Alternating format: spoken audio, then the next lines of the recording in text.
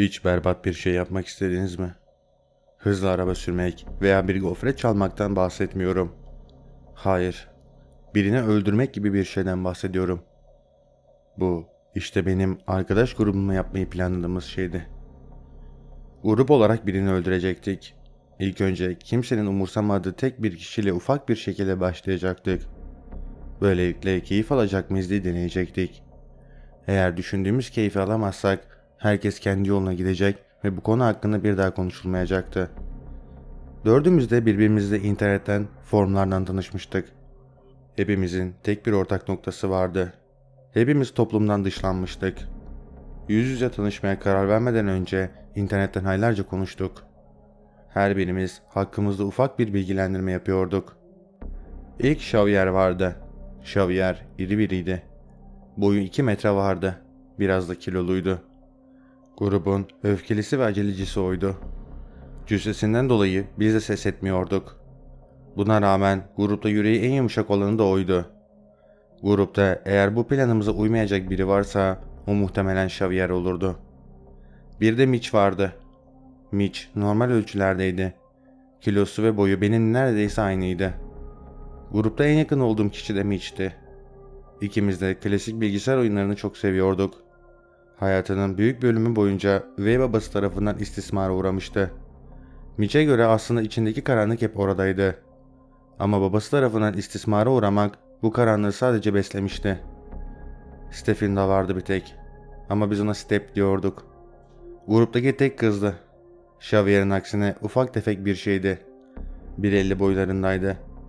Genelde tanıdığım milyon tipli insanlar her zaman çok gürültülü olmuşlardı ama Step değil. Step tanıdığım en sakin insanlardan biriydi. İçindeki karanlığın kaynağını her ne kadar bilmesem de Step için büyük bir karanlığın olduğunu biliyordum. Son olarak ben. Aslında kendimle alakalı çok da özel bir şeyler var diyemeyeceğim. Tahmin edebileceğiniz her şey ortalama bir özelliğe sahibim. Ama anlaşamadığım tek şey diğer insanlar. İçinde bulunduğumuz grupta bile çoğu zaman kendimi dışlanmış gibi hissediyordum. Ama bu şekilde yavaş yavaş uyum sağlayacaktım galiba.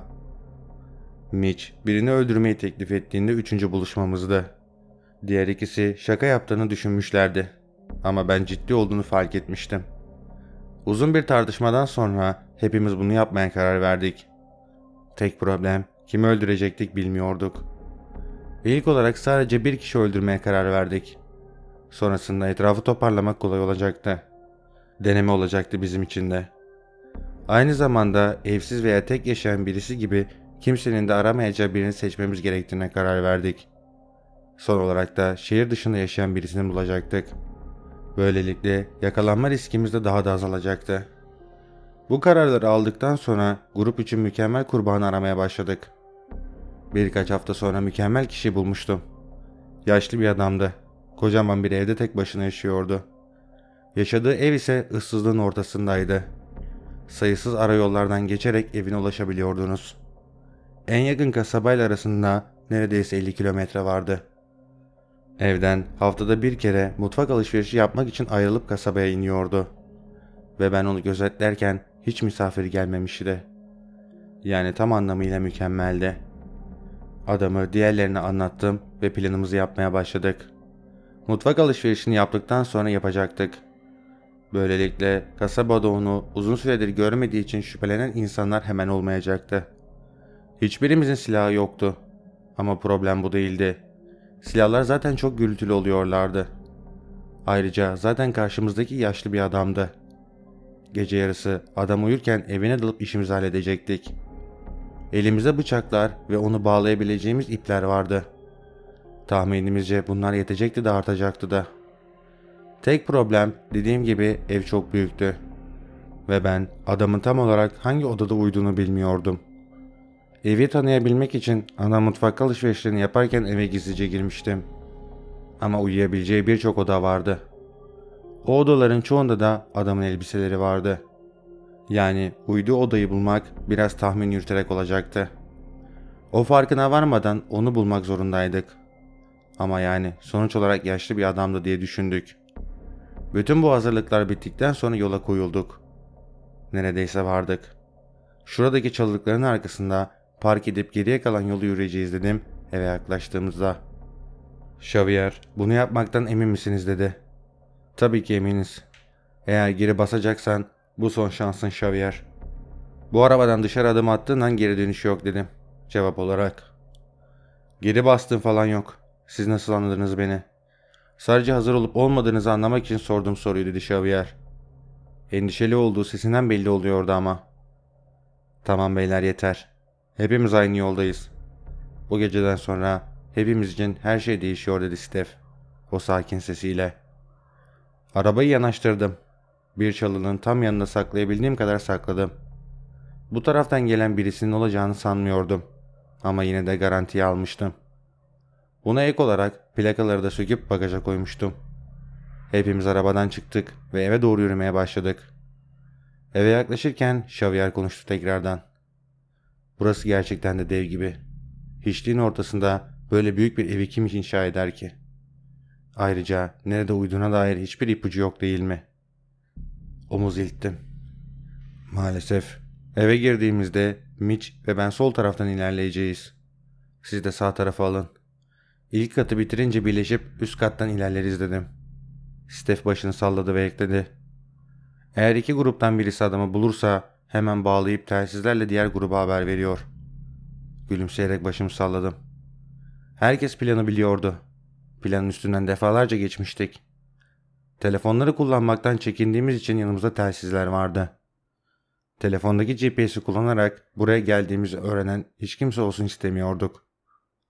Ön kapıya ulaştığımızda Steph cebinden maymuncuğunu çıkardı ve işe koyuldu. Kilidin açıldığını anlamamızı sağlayan o sesi duymamız bir dakikamızı bile almamıştı. Sonrasında derin bir nefes aldık ve eve girdik. Eve girer girmez tam karşımızda kocaman merdiven vardı. Onun sağında ve solunda iki koridor. İşte bu koridorlar yüzünden ikiye ayrılma fikrini sunmuştum. Mitch ile beraber sol koridora doğru yavaş yavaş ilerlemeye başladık. Gerçekten de çok büyüktü. Bu koridor üstünde 5 tane oda vardı. En sonunda ise yemek odası ve mutfak vardı. İlk kapıya doğru yaklaştık. Başı ben çekiyordum ve kapıyı olabildiğince sessiz ve yavaş bir şekilde açtım. İçeriye girebilecek kadar boşluk olunca Mitch ve ben odaya girdik.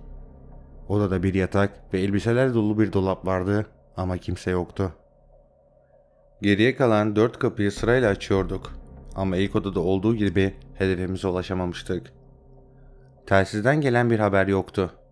Öyle olunca diğer grubun da bir şey bulamadığını, adamın üst katta uyuduğunu düşünmüştük. Ama ne olur ne olmaz diye mutfağı kontrol etmeye karar verdik. Yaşlıların geceleri atıştırmayı sevdiğini biliyordum. Mitch ve ben mutfağa doğru yaklaşırken bize doğru yaklaşan bir şey duyduk. Ayak sesleriydi. Ama normal bir şekilde değil ve inanılmaz hızlı bir şekilde bize yaklaşıyordu. Biz daha ne olduğunu anlamadan karanlıktan bir şey çıktı ve Mitch'e doğru atladı. Bu bir köpekti. Alman kurduydu hatta. Karşı koymak için Mitch bıçağını bile çekmeden köpek Mitch'in boynunu kapmıştı. Tek başıma bu canavara karşı koyamayacağımı bildiğimden koşmaya başladım. Mutfak kapısına ulaştığımda kapıyı hemen kapattım ve kilitledim. Muhtemelen kendimi kurtarmak için en yakın arkadaşım içeride ölüme terk etmiştim. Artık güvende olduğumu bilmeme rağmen ortaya doğru koşmaya devam ettim. Diğerlerini uyarmak için telsizden haber verecektim ama merdivenlerin başına ulaştığında ikisinin beklediğini gördüm. "Ne oldu? Niye koşuyorsun? Ve Mitch nerede?" diye sordu Xavier. Ben, Mitch. Mitch öldü dedim.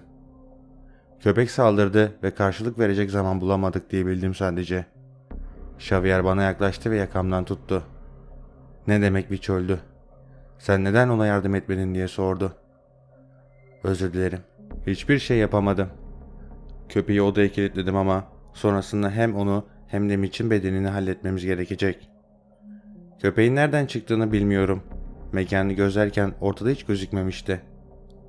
Artık yaşlı adamı öldürmekten başka çaremiz kalmamıştı. Hadi çabuk olalım. Köpek daha da ortalığı karıştırmadan şu işi bitirelim" dedi Xavier. Sinirlenmeye başlıyordu. "Sen deli misin? Mitch'i alıp bu yerden hemen ayrılıyoruz" dedi. "Hayır, o haklı" dedi Steph. Beni başıyla göstererek "Mitch'i alacak vaktimiz yok. Özellikle de o köpek oradayken." Yaşlı adam bizi fark etmeden onu halletmeni izledi. Xavier bir şey diyemedi. Mutlu değildi bu verilen karardan ama Step'i hep dinlerdi. Üçümüz de merdivenleri çıkarken birbirimizden ayrılmamaya karar verdik.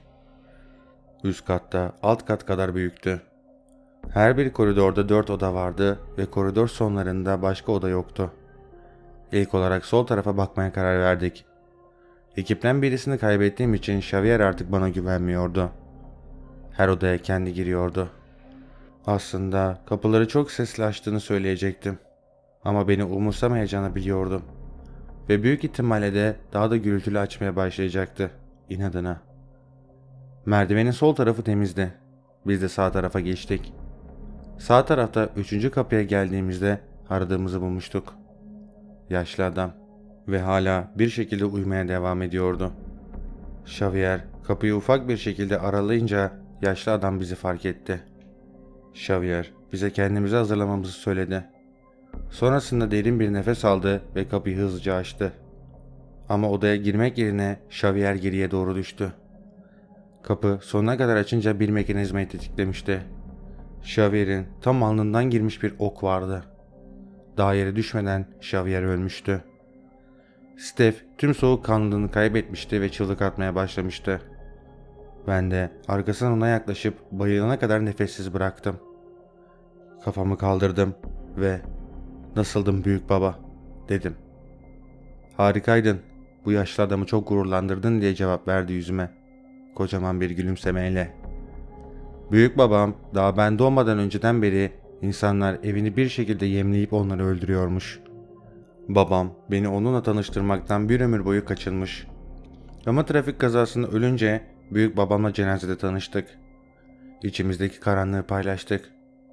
Şimdi büyük babam artık yaşlanınca onun için bu uzun süredir yaptığı aktiviteyi ben devraldım. Steph'i bağladım ve yan odadaki masaya yatırdım. Benim için ilk olacaktı. Teknik olarak Michi köpeğim Xavier'de tuzak öldürmüştü. Kendimi başıma halledeceğim ilk kurban Steph olacaktı. Steph benim arkadaşımdı. O yüzden onun işini hızla halledecektim. Ama öncesinde bir hatıra almam gerekiyordu. İlk sefer olunca hatırasız geçemedim. Ben de gözlerini aldım. Xavier'in öldüğünü görene kadar o kadar sakinlerdi ki. Gözlerini aldıktan sonra dediğimi yaptım ve büyük bir bıçağı direkt olarak kalbine sapladım. Ölmüş arkadaşlarımı kimsenin aramaya gelmeyeceğini biliyordum. Ama yine de ortalığı temizlemem gerçekten uzun sürecekti.